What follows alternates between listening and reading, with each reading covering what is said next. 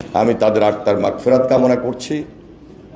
আর এই ইতিহাসকে ধারণ করেই ভবিষ্যতে আমরা যেন তারেক রহমানের নেতৃত্বে, আপসের দেশনেত্রী বেগম খালেদা জিয়ার নেতৃত্বে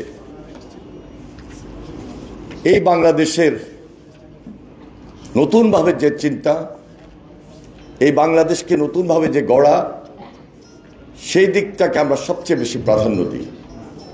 এবং তা করতে হলে বাংলাদেশে ফ্যাসিবাদ বিরোধী যে ঐক্য, এই ঐক্যটাকে সবচেয়ে বেশি সুদৃঢ় করতে হবে।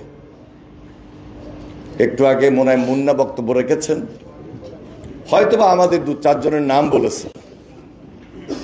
আমি কাউকে 2-1 জনের নাম বলেই অন্য আরেকজনকে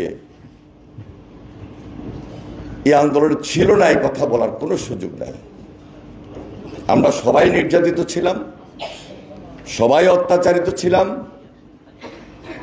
এবং এই আন্দোলন সংগ্রাম করতে গিয়ে যিনি সবচেয়ে বেশি আপসের নেতৃত্বের ভূমিকা অবতীর্ণ হয়ে আমাদেরকে নেতৃত্ব দিয়েছিলেন দেশনেত্রী বেগম খালেদা জিয়া, তিনিও এই অত্যাচার নির্যাতন থেকে বাদ পড়েন নাই। বিশেষ করে 2018-তে 18 নির্বাচনের পর ভারপ্রাপ্ত চেয়ারম্যান জনাব তারেক রহমান সরাসরি যার গাইডেন্সে এই দেশবাসীকে একত্র করার মধ্য দিয়ে সর্বশেষ এই জুলাই আন্দোলনে শেখ হাসিনা পালিয়ে যেতে বাধ্য হয়েছে।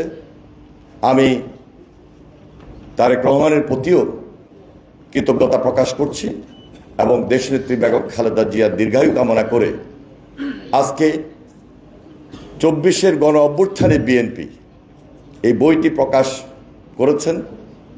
যারা এই প্রকাশের সঙ্গে সম্পৃক্ত ছিলেন, দায়িত্ব নিয়ে খুব কঠিন কাজটি সমাধান করেছেন, সম্পন্ন করেছেন, বাবুল আক্তার সহ সবাইকে আমি অসংখ্য ধন্যবাদ জানাচ্ছি। খোদা হাফেজ। বাংলাদেশ জিন্দাবাদ।